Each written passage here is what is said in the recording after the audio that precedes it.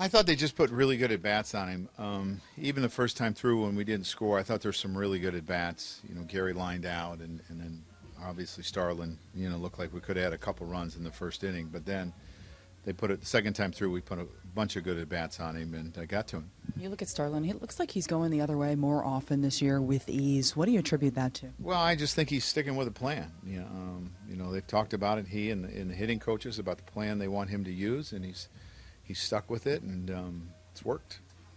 Hicks with a big 3-run shot. Does he continue to open your eyes? I mean, he's just played really, really well for us. Wherever we put him, we've moved him around, and that's why I continue to give him at-bats, because he's been a force.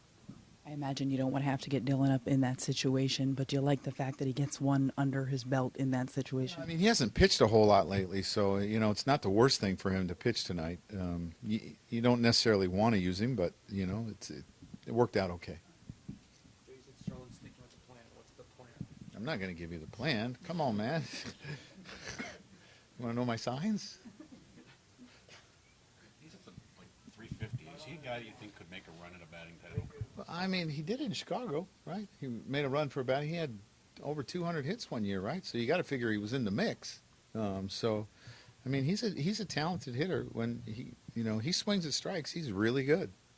What were your thoughts on Pineda tonight? Kind of mixed.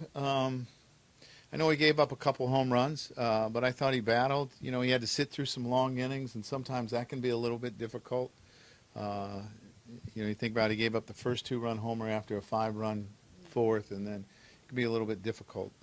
But I thought he was okay. You said your offense was going to score more, but why has it been so potent? Well, we've had guys get on base a lot, and we've had guys hit home runs. That's a pretty good combination. Do you get the sense that facing a pitcher like this came in with the major's lowest ERA among starters? Guys kind of looked at that as a challenge. You know, I didn't hear him speaking of that. Maybe they did. I just think that, you know, they've swung the bats really pretty good the whole year, and they just continue to do it. Joe, the last couple of years, you've seen them scuffle sometimes going through offensive brownouts and so forth. Who's that? This is the team. It's the offense. I mean, the last couple of years sometimes I've gone through stretches of how enjoyable is it for you to see? I mean, I think it's 7 or 8 times that you guys have scored double-digit runs, which is one fewer than all last time. Well, I mean, it's been fun to watch. I mean, these guys have really played hard. They've played well. They've run the bases. They've hit for power. They've been patient. You know, they were patient on Vargas. They made him work tonight. Even though he got a quick out here and there, they still made him work.